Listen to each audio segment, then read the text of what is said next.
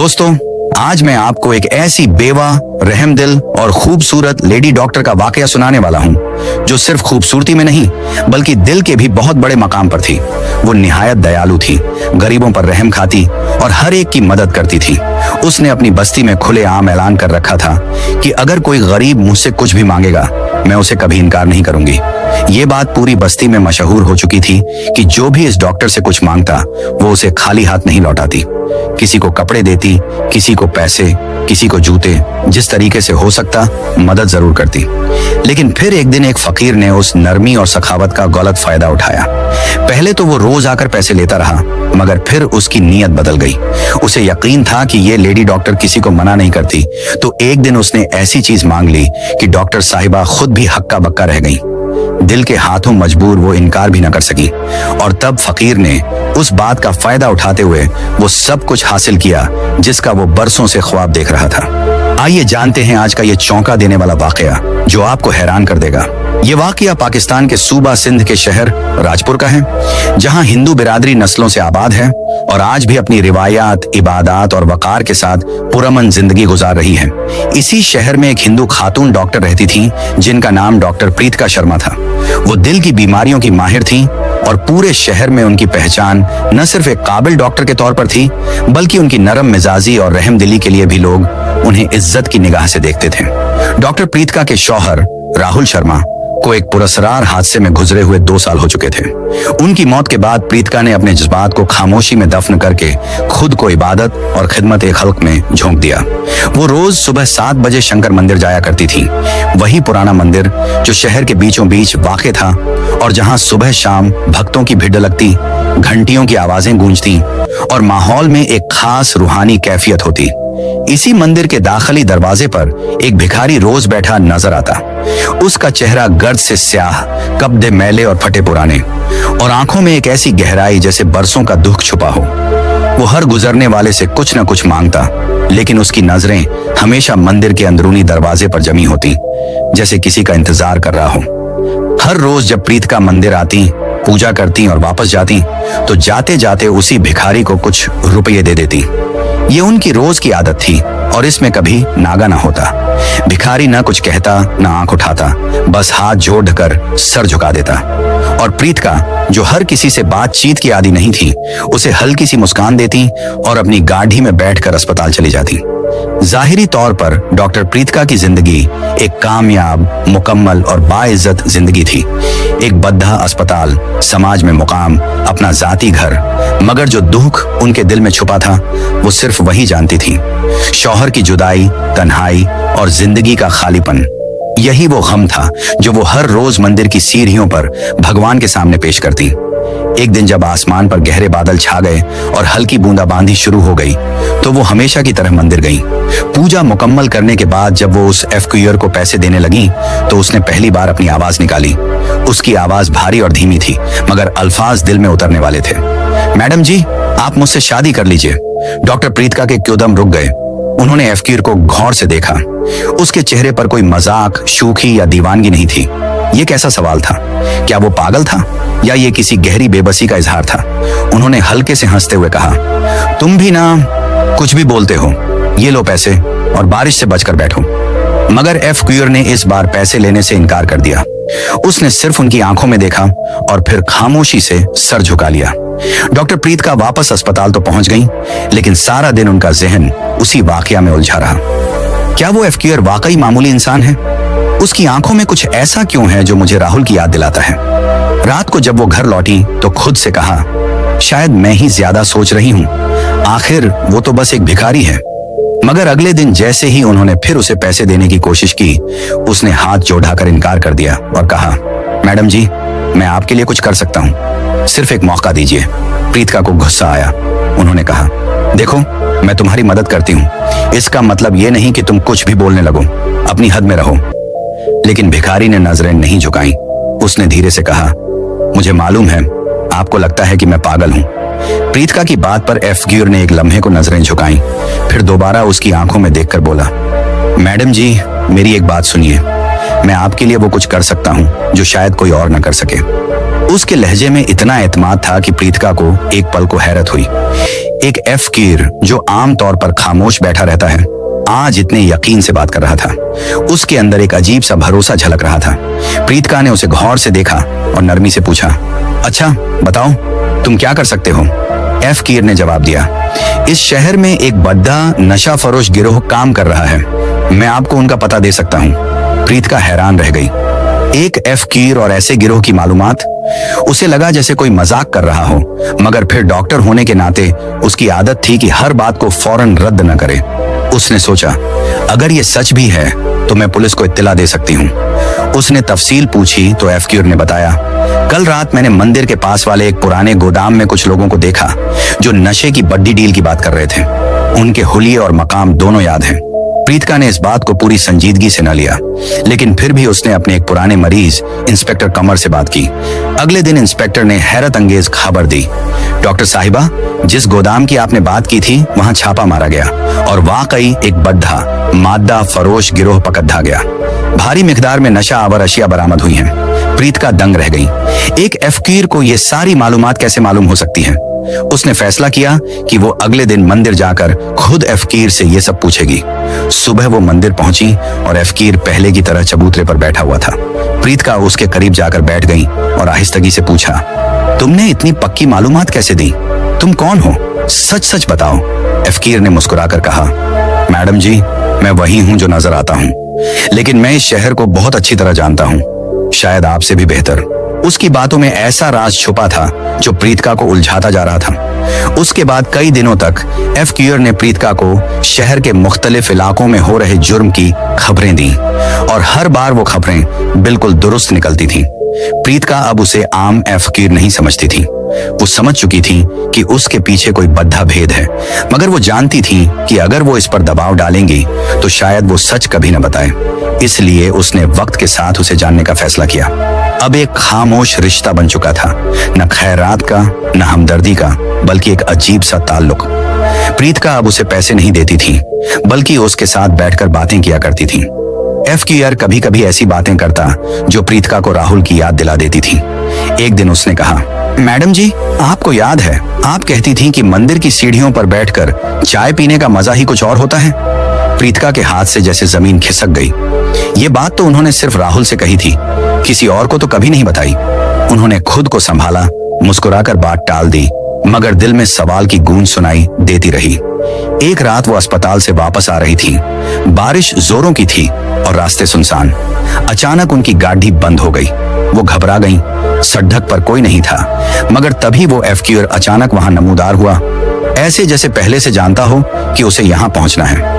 उसने गाड़ी चेक की, चंद लम्हों में स्टार्ट कर दी और कहा, मैडम जी, इतनी रात को अकेली बाहर न निकला करें, ये शहर आप जितना सीधा नहीं है। उसकी आवाज में फिक्र और दर्द छुपा था। प्रीतिका ने उसे उस रात अपने घर आने की दावत दी। पहले तो उसने इनकार किया, लेकिन उनके इसरार पर वो मान गया। घर जाकर जब वो खाने की मेज पर बैठे, एफ कीर ने एक निवाला लिया और आहिस्ता से कहा, ये खाना, ये जायका मुझे बहुत पुरानी यादें दिला रहा है। प्रीतिका का दिल जोर जोर से धड़कने लगा, मगर वो खामोश रही। उन्होंने कुछ नहीं पूछा, मगर अगली सुबह एक फैसला कर चुकी थी। उन्होंने अपने पुराने दोस्त और फॉरेंसिक एक्सपर्ट रवि सिंह को फोन किया और वो तस्वीर उसे भेजी जो उन्होंने चुपके से एफ कीर की ली थी। रवि ने तस्वीर को गौर से देखा और बोला, प्रीतिका, इस आदमी का चेहरा मुझे कुछ जाना पहचाना लग रहा है, लेकिन मैं अभी यकीन से कुछ नहीं कह सकता, कुछ टेस्ट करने होंगे। प्रीतिका ने दिल ही दिल में फैसला कर लिया था कि वो एफ कीर की असल पहचान जानकर ही रहेगी। उसने अपने पुराने दोस्त और फॉरेंसिक माहिर रवि सिंह से राब्ता किया और उसे वो तस्वीर भेजी जो उसने खामोशी से एफ कीर की खींची थी। रवि ने तस्वीर को बघौर देखा और बोला, प्रीतिका, ये चेहरा मुझे जाना पहचाना लगता है, लेकिन मैं अभी यकीन से कुछ नहीं कह सकता। अगर तुम इस शख्स के कुछ कपड़े या इस्तेमाल शुदा चीज दे सको तो मैं डीएनए टेस्ट कर सकता हूँ। ये सुनकर प्रीतिका उलझन में पड्डी अच गई। वो एफ कीर को बराह रास्त शक में डालना नहीं चाहती थी। अगर वो महसूस करे कि मैं उस पर नजर रख रही हूँ तो शायद हमेशा के लिए छुप जाए, उसने सोचा। तभी उसने एक तदबीर सूझी। एक दिन उसने एफ कीर को अपने घर बुलाया और बड़ी नरमी से कहा, शाम, मैं चाहती हूँ कि तुम अपनी जिंदगी को एक नई शुरुआत दो। अगर तुम चाहो तो मेरे घर के पिछले हिस्से में एक कमरा है, वहां रह सकते हो। एफक्यूर, जिसने अपना नाम श्याम बताया था, पहले तो झिझका, मगर प्रीतिका के खुलूस ने उसे मजबूर कर दिया और वो मान गया। अब श्याम डॉक्टर प्रीतिका के घर के पिछले हिस्से में एक छोटे कमरे में रहने लगा। दिन भर वो मंदिर के पास बैठता, अपने एफक्यूर वाले अंदाज में भीख मांगता और शाम को चुपचाप वापस आ जाता। प्रीतिका ने एक दिन उससे पूछा, श्याम, जब मैं तुम्हें सब कुछ दे सकती हूँ तो तुम अब भी रोज मंदिर क्यों जाते हो?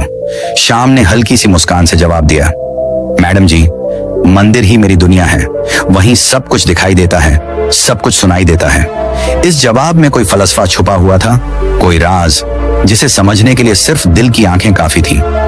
कुछ दिन बाद अस्पताल से प्रीतिका को एक इमरजेंसी कॉल मौसूल हुई। शहर की मशहूर फार्मा कंपनी के एक गोदाम में आग लग गई थी। प्रीतिका का दिल धक से रह गया, क्योंकि यही वो जगह थी जहां कुछ हफ्ते पहले शाम की मालूमात पर पुलिस ने छापा मारा था। उसने फौरन इंस्पेक्टर कमर को फोन किया, जो मौका पर मौजूद था। इंस्पेक्टर ने बताया, डॉक्टर साहिबा, आग में सब कुछ जल गया, मगर चंद कागजात महफूज रहे। इनमें एक तस्वीर है, एक आदमी की जो हूबहू राहुल जैसा लग रहा है। एक प्रीतिका का दिल जोर जोर से धड़कने लगा। उसने फौरन वो तस्वीर अपने पास रख ली और रात भर उसे देखती रही। तस्वीर के पीछे एक जुमला लिखा था, राहुल 2022 फार्मा डील। ये अल्फाज उसके वजूद को झंझोड़ने के लिए काफी थे। क्या ये सच में राहुल है? क्या वो जिंदा है? लेकिन कैसे? आखिर उसकी तो लाश भी शनाख्त हो चुकी थी। पूरी रात वो नींद न ले सकी। शक, उम्मीद, खौफ, हर एहसास दिलो दिमाग में शोर मचा रहा था। अगली सुबह वो मंदिर गईं ताकि शाम से बात कर सकें, लेकिन वो वहां नहीं था। प्रीतिका ने उसे कई जगह ढूंढा, मगर शाम जैसे हवा में तहलील हो चुका था। क्या उसे किसी ने नुकसान पहुंचाया या वो खुद छुप गया? शाम को न पाकर प्रीतिका और परेशान हो गई, मगर जब वो शाम को घर लौटी तो शाम उनके घर के बाहर बैठा मिला। पहचानने के काबिल न था। उसका चेहरा थका हुआ, कपड़े मैले और जिस्म पर गर्द जमी हुई थी। प्रीतिका ने गुस्से में आकर पूछा, कहाँ थे तुम? मैं तुम्हें पूरे शहर में ढूंढती रही। शाम ने नजरें झुकाकर धीमी आवाज में कहा, मैडम जी, मुझे कुछ जरूरी काम था, आप फिक्र न करें, अब सब ठीक है। प्रीतिका ने फैसला किया कि वो उससे सीधा सवाल नहीं करेगी, मगर उसने नरमी से पूछा, शाम, तुम इस फार्मा कंपनी को जानते हो? शाम ने एक लम्हे को उनकी आंखों में देखा, फिर नजरें झुकाकर बोला, मैडम जी, इस शहर में कौन नहीं जानता उन लोगों को, बहुत ताकतवर हैं। ये अल्फाज थे या किसी बद्धे सच की झलक? प्रीतिका का दिल कह रहा था कि शाम को छुपा रहा है, और इस छुपाई हुई बात का तल्लुक जरूर राहुल से है। चंद दिनों बाद प्रीतिका ने खुद गोदाम की आग की मुकम्मल रिपोर्ट निकलवाने की कोशिश की। उसे मालूम हुआ कि आग कोई हादसा नहीं थी, ये जानबूझकर लगाई गई थी, और जिस मुश्तबा शख्स को आग लगने से पहले उस इलाके के आसपास देखा गया, उसकी शक्ल उस तस्वीर वाले आदमी से मुशाबहत रखती थी, राहुल जैसी। इंस्पेक्टर कमर ने शाम पर नजर रखने का बंदोबस्त किया। उसने बताया, डॉक्टर साहिबा, शाम रोज मंदिर तो जाता है, लेकिन रात को वो मंदिर के करीब एक पुराने खंडहर में छुपता है और वहां चंद मुश्तबा लोगों से मिलता भी है। प्रीतिका ने खुद उस खंडहर का मुआयना किया और वहां उसे कुछ पुराने कागजात मिले, जिनमें फार्मा कंपनी के गैर कानूनी मुआहिदों, काले कारोबार और अंदरूनी नज्म की तफसील थी। मगर इन सब में सबसे चौंका देने वाली चीज थी, खंडहर में मिलने वाले कागजात के नीचे एक पुराना खत भी दबा हुआ था, जिस पर मिट्टी जमी हुई थी। जब प्रीतिका ने वो खत खोला तो उस पर सिर्फ एक जुमला लिखा था, राहुल, तुम्हें सच छुपाना होगा। ये अल्फाज पढ़ते ही उसके हाथ लरज गए। क्या राहुल वाकई जिंदा है या ये सब किसी बड़ी साजिश का हिस्सा है? वो सोचने लगी, क्या मैं फार्मा कंपनी के मालिक से बराह रास्त बात करूं या पहले शाम से उसके सच का पर्दाफाश कराऊं? उस रात उसने शाम को अपने घर बुलाया। जब शाम कमरे में दाखिल हुआ तो प्रीतिका ने वो तस्वीर उसके सामने रख दी जो उसे गोदाम में मिली थी। उसकी आवाज सख्त हो गई, ये तुम हो शाम? सच बताओ, तुम कौन हो? शाम ने तस्वीर को गौर से देखा, फिर उसकी आंखों में अजीब सी चमक आ गई। उसने नरमी से कहा, मैडम जी, कुछ सवालों के जवाब सिर्फ वक्त ही देता है, लेकिन मैं वादा करता हूँ मैं आपको कभी नुकसान नहीं पहुंचाऊंगा। प्रीतिका को उसके जवाब पर गुस्सा आ गया। शाम, मैं एक डॉक्टर हूँ और सच जानने का मुझे पूरा हक है। अगर तुमने अभी सब कुछ न बताया तो मैं पुलिस को बुला लूंगी। शाम ने मुस्कुराकर सर हिलाया, अगर आपने मुझे पुलिस के हवाले किया तो वो सच आप कभी नहीं जान पाएंगी जो आपके राहुल से जुड़ा हुआ है। प्रीतिका के दिल में एक लम्हे को खामोशी छा गई। फिर शाम ने उसकी तरफ झुककर एक पता दिया। फार्मा कंपनी के मरकजी दफ्तर के तहखाने में एक खुफिया कमरा है, जहां वो तमाम गैर कानूनी सबूत छुपाए गए हैं। प्रीतिका ने फौरन अपने पुलिस वाले दोस्त इंस्पेक्टर कमर को इत्तला दी। पुलिस ने रात गए छापा मारा, इस तहखाने में जो मिला वो हैरान कुन था। नशा आवर दवाओं की भारी मिकदार, काले धन के हिसाबात और दर्जनों जाली दस्तावेजात, और उन सब कागजात में एक नाम बार बार दोहराया जा रहा था। राहुल शर्मा फार्मा कंपनी के कई अहम मुलाजमीन को गिरफ्तार कर लिया गया, मगर प्रीतिका के दिल का शक अभी भी मिट नहीं रहा था। शाम अब और भी पुरअसरार हो चुका था। वो कभी रात भर गायब रहता और सुबह ऐसे वापस आ जाता जैसे कुछ हुआ ही ना हो। अब उसकी आंखों में कोई खौफ नहीं, बल्कि एक अजीब सी शांति थी, जैसे उसे किसी बड़े सवाल का जवाब मिल चुका हो। प्रीतिका ने एक दिन शाम से दोबारा बात करने की ठानी, लेकिन इस बार नहीं पूछा, बस देखा। शाम खामोश बैठा रहा और उसके चेहरे पर एक अजीब सुकून था। उसी शाम प्रीतिका ने रवि सिंह को कॉल किया। डीएनए टेस्ट के नतीजे कब आएंगे? रवि ने जवाब दिया, 2 दिन में, लेकिन एक बात है, अगर वो शख्स वही निकला जिसका तुम्हें शक है तो ये सब कुछ बदल देगा। प्रीतिका के दिल की धड़कन तेज हो गई। उसी रात एक अनजान नंबर से कॉल आया। दूसरी तरफ एक भारी रौबदार आवाज थी, डॉक्टर प्रीतिका, आप बहुत होशियार हो चुकी हैं, लेकिन सच के करीब पहुंचने की कीमत चुकानी पड़ती है। शाम को छोड़ दो, वरना कीमत भुगतना पड़ेगा। कॉल बंद हो गई। प्रीतिका की उंगलियां कांपने लगी। तो ये सब सच है। शाम कोई आम फकीर नहीं, वो किसी बड़े राज का हिस्सा है।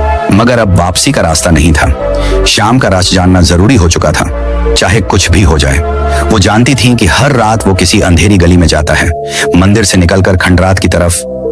वहां कुछ ऐसे लोगों से मुलाकात करता है जो दिन में कभी दिखाई नहीं देते। प्रीतिका ने फैसला किया कि अब वो शाम का पीछा करेगी। उसने इंस्पेक्टर कमर को फोन किया और एक मंसूबा बनाया। मैं अब रुकने वाली नहीं, चाहे सच जैसा भी हो। मैं शाम की हरकतें, उसकी बातों में छुपा असरार और उसके चेहरे की संजीदगी, सब कुछ अब एक बड़े इंकिशाफ की तरफ बढ़ रहा था। मगर जो बात डॉक्टर प्रीतिका अभी तक नहीं जानती थी, वो ये थी कि शाम कोई और नहीं, बल्कि उनका शौहर राहुल शर्मा था। 2 साल पहले राहुल की मौत एक सड़क हादसे के तौर पर सामने आई थी, लेकिन वो महज एक साजिश थी। राहुल एक सॉफ्टवेयर इंजीनियर था जो उसी फार्मा कंपनी के लिए काम करता था, जिसके खिलाफ शाम लगातार बातें कर रहा था। राहुल को पता चल गया था कि कंपनी मादा की गैर कानूनी तिजारत, मनी लॉन्ड्रिंग और दूसरे काले धंधों में मुलव्विस है। उसने इन जुर्मों को बेनकाब करने का फैसला किया, मगर कंपनी के मालिक राघा मल्होत्रा ने राहुल को रास्ते से हटाने की साजिश रचाई। राहुल किसी तरह बच गया, लेकिन अपनी जान बचाने के लिए उसे अपनी मौत का ड्रामा करना पड़ा। उसने सबसे दूर होकर शहर के अंडरवर्ल्ड में पनाह ली और एक फकीर का रूप इख्तियार कर लिया। मंदिर के बाहर बैठना, चुपचाप सब कुछ देखना और सिर्फ प्रीतिका को रोजाना एक झलक देख लेना, यही उसकी नई जिंदगी का हिस्सा बन चुकी थी। उसने सोचा, अगर मैं सामने आया तो राघा मुझे तो मारेगा ही, मगर प्रीतिका भी खतरे में आ जाएगी।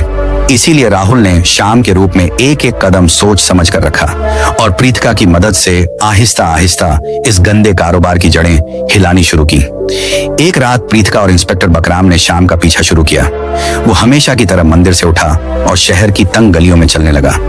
वो बार बार पीछे मुड़कर देखता, जैसे उसे किसी का पीछा होने का शक हो। काफी देर बाद वो एक पुराने जले हुए गोदाम के पास रुका। ये वही गोदाम था जहां चंद हफ्ते पहले आग लगी थी। प्रीतिका का दिल धड़कने लगा। क्या ये वही जगह है जहां राहुल की तस्वीर मिली थी? क्या शाम यहाँ कुछ खास तलाश करने आया है? बकराम ने इशारा किया कि वो छुपकर गोदाम के पीछे जाए। वहां एक और शख्स शाम से आहिस्ता आवाज में बात कर रहा था। एक लंबा पतला आदमी जिसके चेहरे पर घनी दाढ़ी थी। उनकी बातें वाजह सुनाई नहीं दे रही थी, लेकिन वो शख्स शाम को एक छोटा सा पैकेट देकर तेजी से गलियों में गायब हो गया। बकराम ने प्रीतिका से कहा, हमें वो पैकेट देखना होगा, हो सकता है कोई सबूत हो। मगर प्रीतिका की नजर शाम पर जमी हुई थी। वो गोदाम के अंदर गया और अंधेरे में जा बैठा। जब प्रीतिका और बकराम कुछ देर बाद अंदर दाखिल हुए तो वहां जली हुई लकड़ी और केमिकल की बदबू फैली हुई थी। एक कोने में शाम एक पुरानी मेज पर बैठा कुछ कागजात देख रहा था। उसने वही पैकेट खोला हुआ था जिसमें चंद तस्वीरें और एक यूएसबी ड्राइव थी।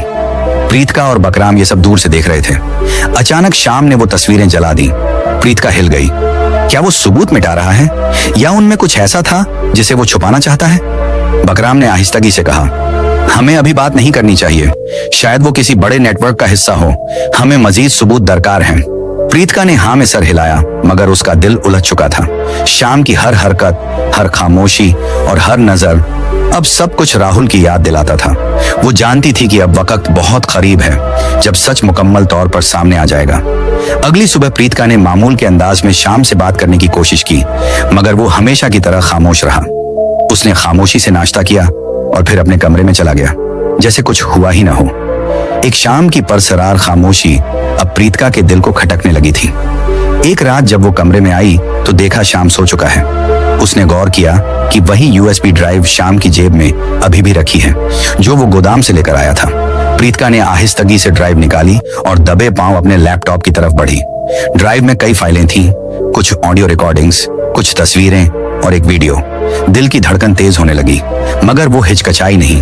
पहले उसने एक ऑडियो रिकॉर्डिंग चलाई। 2 आदमियों की आवाजें सुनाई दी। एक आवाज राघा मल्होत्रा की थी, जिसे वो एक चैरिटी इवेंट में मिल चुकी थी।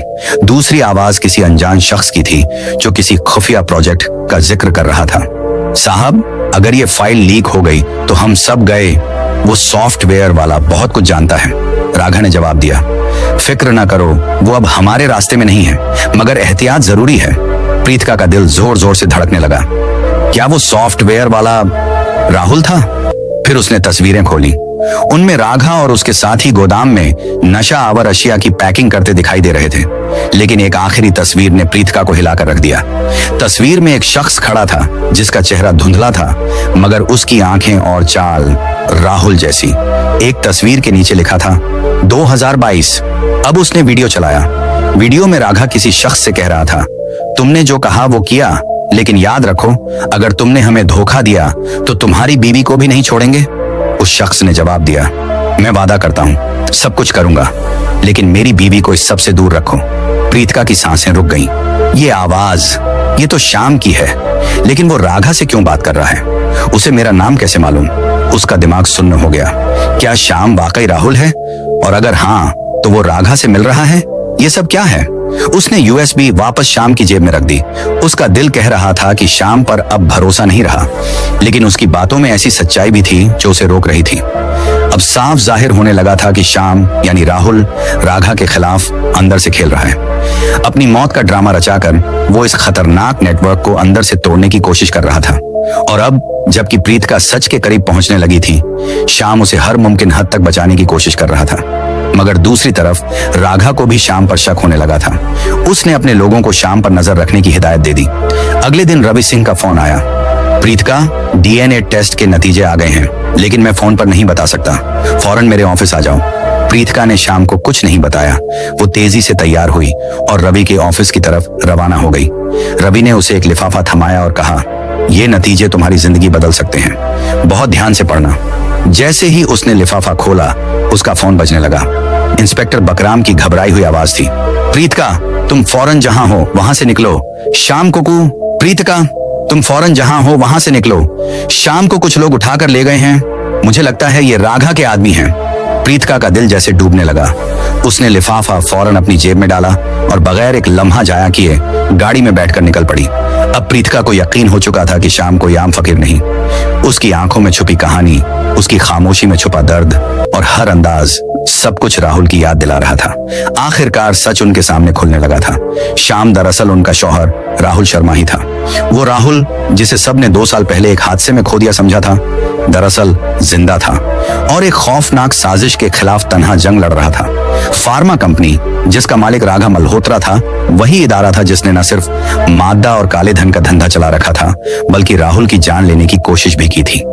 मगर राहुल बच गया और अपनी मौत का ड्रामा रचाकर शाम के रूप में गुमनामी में जा छुपा। वो मंदिर के बाहर इसलिए बैठता था ताकि दूर से प्रीतिका को देख सके। वो जानता था कि अगर वो सामने आ गया तो राघा उसे और प्रीतिका दोनों को खत्म करने की कोशिश करेगा।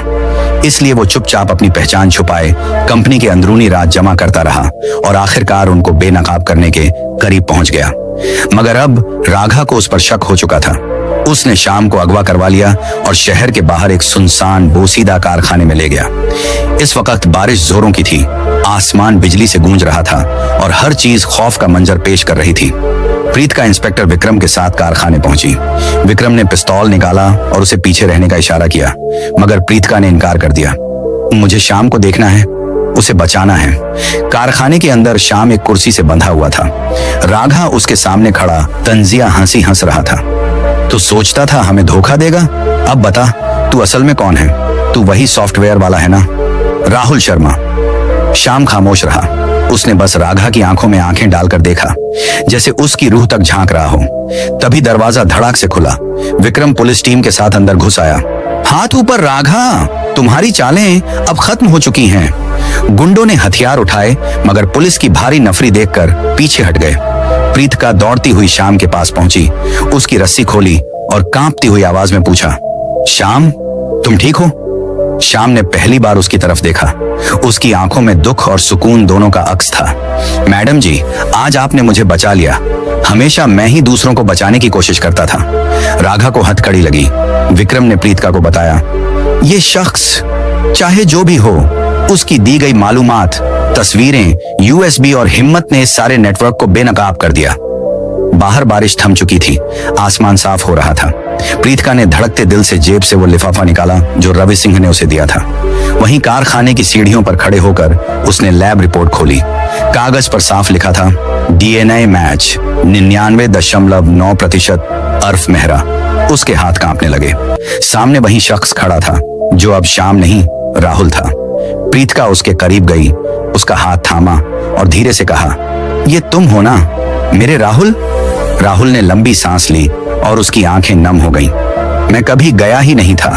हर रोज मंदिर के बाहर बैठकर तुम्हें देखता था। तुम्हारी एक मुस्कान मुझे जिंदा रखती थी। प्रीतिका ने उसे गले लगा लिया। बरसों का दुख, खौफ और जुदाई उस एक लम्हे में बह गई। चंद हफ्तों बाद मंदिर की सीढ़ियों पर दोनों साथ बैठे थे।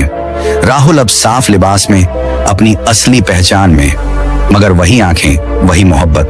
प्रीतिका ने पूछा, अब क्या? राहुल ने मुस्कुराकर जवाब दिया, अब एक नई शुरुआत, लेकिन इस बार कोई झूठ, कोई छुपाव नहीं, सिर्फ हम और सच। मंदिर की घंटियों की आवाज गूंज रही थी। सुबह की धूप दोनों के चेहरों पर पड़ रही थी और वक्त जैसे थमकर उनकी नई जिंदगी का आगाज देख रहा था।